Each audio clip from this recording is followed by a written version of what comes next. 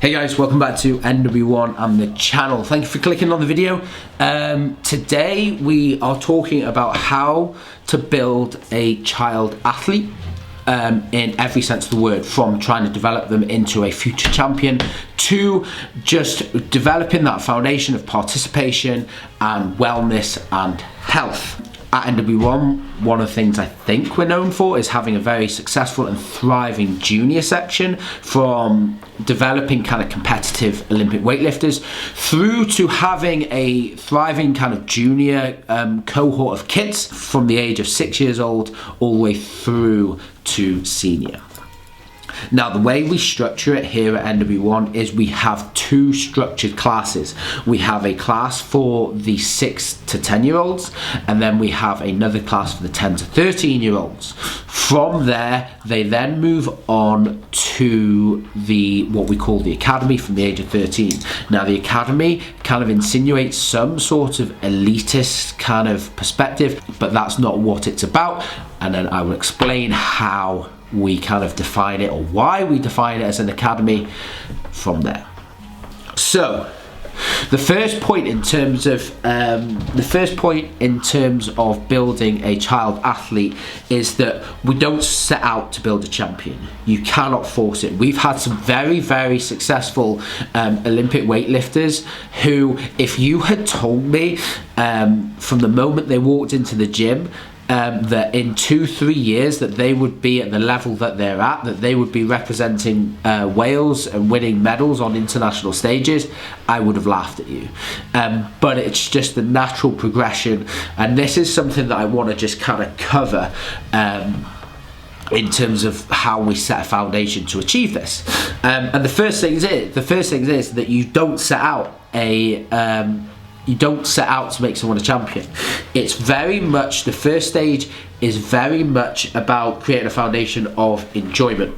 They have to enjoy what they do, and then with this, it kind of gives a more process approach within the child's mind, in the sense that we don't necessarily reward weight on the bar, and we speak explicitly about technical development and praise techniques, so that they are more focused on just becoming technically more proficient, and that they can start to develop a link between improved technique coinciding with improvements in strength. And this is our biggest point.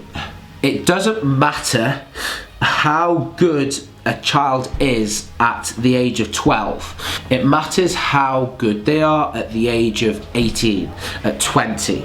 And that comes from two kind of point of views. Ultimately, your kid has not really achieved anything if they play for Liverpool under 12s. But we want them to be in a position that when they are 18, they are challenging for a spot on the Liverpool senior team. As well as this, there will come a time where the child will have to fend for themselves. They'll be free from the parents' constraints, and they'll have to cook, they'll have to train for themselves, they'll have to develop a foundation of healthy lifestyle habits. So this is what it's about also, and it's about creating a longer term vision, so that when they are 18, 20, they have a strong foundation of habits that is going to help them thrive as an individual. So that's what it's about in both cases. Now, first and foremost, in terms of training, it's about developing this term physical literacy. Now, this is the biggest thing for me. We see, for example, kids who are 7 years old, 8 years old, who play football for their local football team, and then they make it for their academy, and then that local academy, and then they end up playing football, training Monday with the club, Tuesday with the academy, maybe a midweek game, and then maybe a Sunday game, and they only get say 2 nights a week off, and the other 5 nights a week they're doing some sort of football. That to me is a recipe for multiple failures with the child. Number one, they only get exposed to football. And whilst your kid may enjoy football now, if they're playing football 5 times a week from the age of 7, are they likely to still be enjoying that when they are 18? I would argue not.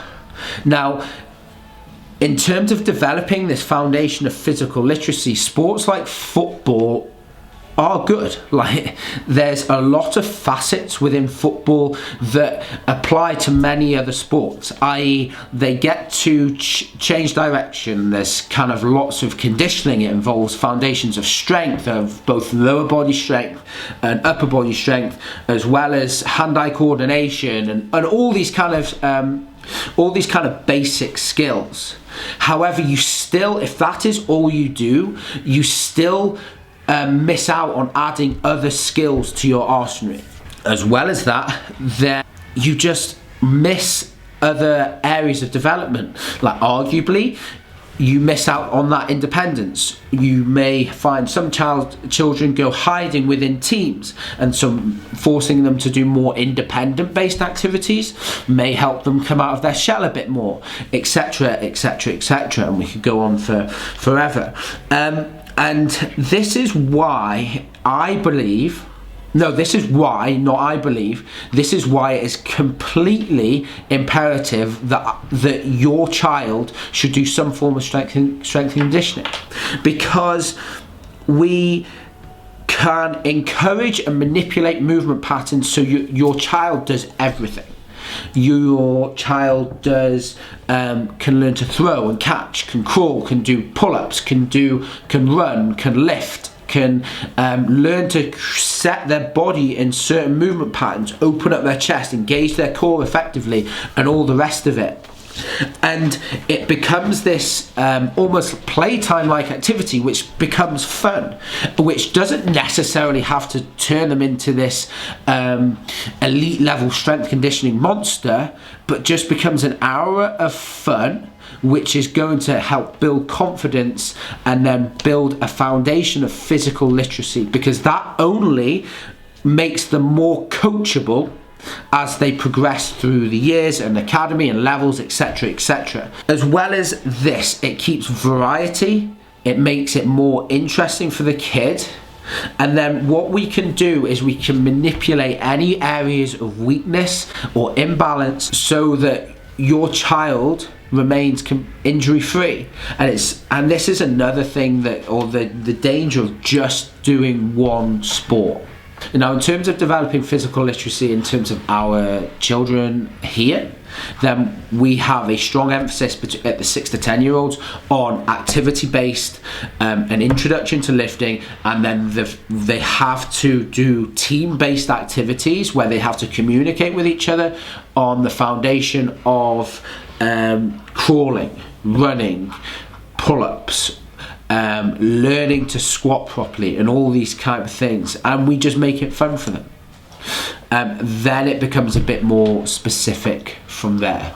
Now, as I previously mentioned, there is a strong technical focus in terms of the way we coach our kids, and that's just kind of a more common sense type thing. Long-term development, if we can get their technique so that when they reach the age of 18 they are on the nose when it comes to the technical point of view, then that's what it's about.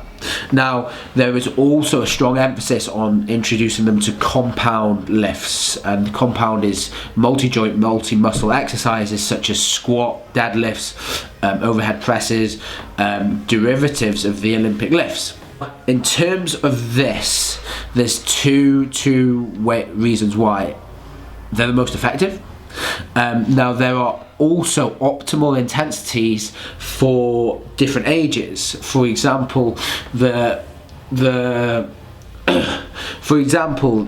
younger the child, generally, you're probably going to get more of a strength-based stimulus at a slightly lower intensity, i.e. something about 70%. a load which a child should be able to handle quite well. Whereas slightly older, you can start to begin to push the intensities and play around with certain volumes. However, I do think that there is something to push them heavy every so often. And depending what age that is, it depends on the kind of the frequency of it, and also depends on the volume of it. For example, some of the younger kids, we might push to a more of an 8 to a 10 rep max, whereas some of the older kids, 16, will look at hitting 2 to 3 rep maxes and maybe the odd heavy single. Now, when I say max, I mean technical max. So at what point does the form start to break down? For example, there was this video that we posted on our Instagram page at NW1 Strength, go follow it, the other day, of one of our junior lifters, Ben. Now, Ben hit a 120 kilos squat for 5. Now, as you can see, I would argue that maybe there is a bit more in the tank there, maybe. However, you can start to see that maybe his knees start to come in slightly, and there's no need to push him any heavier than that. It's very much about kind of looking at the quality of movement and saying, right, when does it start to deteriorate? However, there is also something to kind of just introduce the child to some form of intensity, to show them what hard work is like, and to show them that every so often they're going to have to grind through a rep. I think that sometimes this is something that we kind of shy away from, but as long as we do this safely and sensibly, then, and have these kind of technical parameters in mind, then it can be such a valuable tool to kind of develop confidence and a certain kind of work ethic in a child, and so that's another reason why we might push the kids heavy every so often. Staying with the same kind of topic, I will always, no matter whether they are a senior or whether they are a junior, always have some form of conditioning kind of block of training. And these can be quite gruesome. And even for our 12, 13-year-olds, usually starting from 13 in our academy type structure, we will always do some sort of conditioning block. First and foremost, it keeps it varied, it keeps it more interesting for the child. But if they develop fitness, if they develop work capacity, then they have an increased ability to recover, and they can tolerate a lot more volume. And I think that's fundamentally what a lot of kids these days are missing. It's just that foundation of fitness to really help them kick on in their strength training.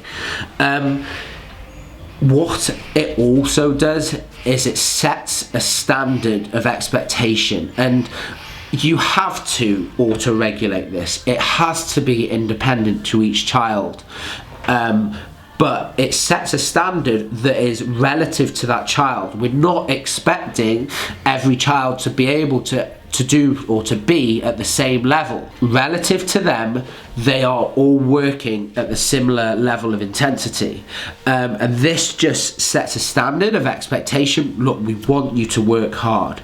It embeds confidence. Be like, look, when you are capable of working this hard, and you have such a strong ability to do so. And it just embeds, as I said, confidence and a work ethic, and it only helps us push on and develops that kind of, I suppose, more tougher mindset when they realize, okay, it's that kind of cliche analogy of comfortable being uncomfortable. And as much as I hate that topic, that's sometimes what it's about. It's just that they're not they're prepared to come in and just understand, right, this is what I can do, this is what I can't do, these are my limits, and unless you kind of test the boundary from time to time, then how do you know? And so, like I say, it's about listening to the child and kind of reading them. But I've got no qualms in giving some of the guys here 100 burpees, 150 burpees, no qualms whatsoever. These sort of conditioning workouts, and almost dull conditioning workouts, which just embeds these kind of foundations of work ethic and everything that sets a solid standard for a training program. The last thing that we kind of work through is, I suppose, the way in which we approach and work with our kids. We have in place what we call the 24-hour athlete project. Now this starts with our 6 to 10 year olds, where at the end of every class we sit them together and we talk through, right, what are some of the key habits that we can kind of develop in them, whether it's a healthy relationship with food, whether it's getting to bed on time, because they have something in here which they can relate to. So for example, if they get one more portion of vegetables in per day, and you can link it to say, well, maybe the weight on the bar of the squat might go up, or it might improve this, or it might improve that is directly in the gym, and then it starts to get them thinking about certain healthier choices that they can make. But we can't preach it to them, and that's a very big point. It's very much getting these kids in and just listening to them and just discussing it, and then it's a 5-minute thing, and it just finishes off the class at the end of the session. Now that then graduates into our academy structure. Now within our academy structure, it's more about getting them focused on this, like I say, this 24 hours approach, because as we've said many times before on our Instagram stories and on the channel, you train for 1 hour per day. Now you can there are another 23 hours in a day where you can undo a lot of that good work. So it's just creating strategies where they stay focused, where they make certain smarter choices throughout the day, which is only going to help. Now hopefully coming from the junior structure into our academy, they've already got that kind of foundation. However, depending on the individual, they'll probably have some sort of task, or I suppose homework, which, like I say, is just a small little task, but it's just something just to keep them focused in this context of like, right, okay, it's going to trigger a response that I'm going to do this task, but then I'm going to also link it back to the gym, which is going to maybe force me to eat slightly better, or to get to bed on time, or etc, etc. For example, we have one of our guys who does I think it's about 7 minutes of stretching. He has a 7-minute stretching routine that he has to do every day just to boost his mobility. And it's just little tasks like that that keep them focused and hopefully on a path to developing better lifestyle choices. Now this is again something that you have to have a good communication pattern with the parents and all these kind of things, and also make sure that there is some sort of buy-in from them. Now usually the way we work it here is that this training and coming to the gym is a privilege, particularly with our academy guys. Like, I fundamentally will not tolerate a substandard in other aspects of their life. For example, if we get word that one of the kids is kind of playing up in school, then this privilege is taken away until that issue is rectified with the school. But that requires such a greater level of communication, and hopefully, just like I say, just creates this whole holistic approach, looking at all the areas of their life, which is only going to be of benefit. Now another factor which for me is a huge one, and I think it plays a large role in some of the success of our Olympic weightlifters, is emotional maturity. Now how do you develop emotional maturity? And I use this term loosely, but it's just the way kind of I describe it, and it comes from two things for me. First is the way in which we coach them, second of all is environment. Now the way in which we coach them, now the coaching from 13 and upwards is very, I suppose, adult-like, in the context of it is a very open communication pathway. The way I word it to them is, this is not school. I want you to tell me everything. In the concept, I want to know how you feel. I want to know, when you lift that, how does that feel? Where do you think you went wrong? Like, they will, once they've got a foundation of the key coaching points, even if it's just the 3 basic ones, I want them to be aware of them. I want them to be aware of how they do it. And ultimately, emotional maturity comes from having self-awareness, and that is, for me, the greatest and most valuable asset that a child can have, in the context of being coachable. So if they can start to feel where maybe technique is breaking down or these sorts of things, then it's only going to be of benefit. But also for creating the longevity of the process. Callum, I'm feeling sore today. Callum, I've got this slight little niggle. It just facilitates a completely larger communication pathway where we can just keep them just training and enjoying it, without just going through them just turning up and not saying anything, and me saying, right, I want you to squat today, but they've got a sore knee that they were doing because they fell over in school. So having these kind of open communication pathways creates self-awareness, and it also develops confidence that they are in an environment where they can just talk freely. And this, for me, is one of the most valuable things that we can have. Now, second of all, is the environment. And once they are in our academy structure, then they are invited to train just freely. Now, when I say freely, they are invited to train at a time that suits them, and they will have their own kind of personalized training structure. Now, what the biggest impact of this is that they generally will train with every other person. You may have 12, 13-year-old children training with 21, 22, 24-year-old adults. Now, obviously, that takes some managing in terms of making sure no one oversteps the line, and everyone is appropriate, but surrounding the youths with slightly older people, where there is the expectation on them that they have to meet a certain standard, which actually might be quite high, in the fact that in the way they approach their training, in the way that they are expected to eat and sleep and manage their bodies and recover, then it just kind of exposes them to that. Now, we have to manage that, don't get me wrong, we have to manage that and say that this is not necessarily expected of you. However, it just starts to get the cogs turning. And I think that is a big part, and again, it involves the family, and we have had to have conversations with some of the children and their families to say, just rein them in and just say, look, this isn't you don't need to do this at the moment.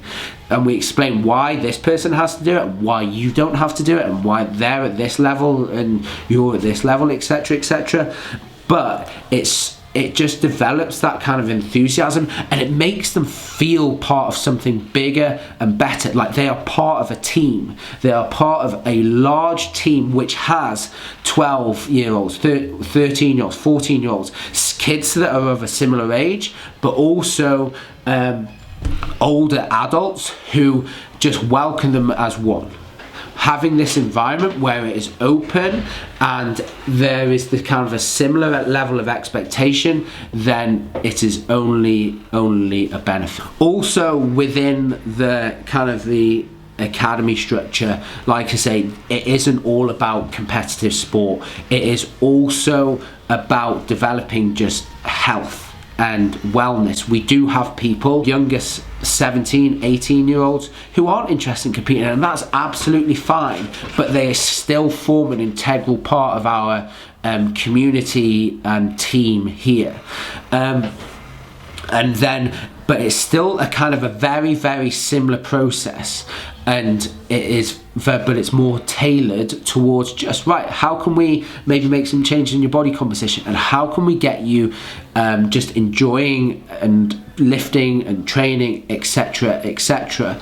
But I think that's the key thing, that the structures are kind of personalized to the individual, and for me, having this kind of generic kind of program for each for a team just doesn't work. And I think that like I say, it allows you just to start to develop a relationship, which is only going to help them thrive. That is it for the video today. Thank you for tuning in. If you have enjoyed the video, then please just give it a big thumbs up, and then I look forward to catching you in the next one.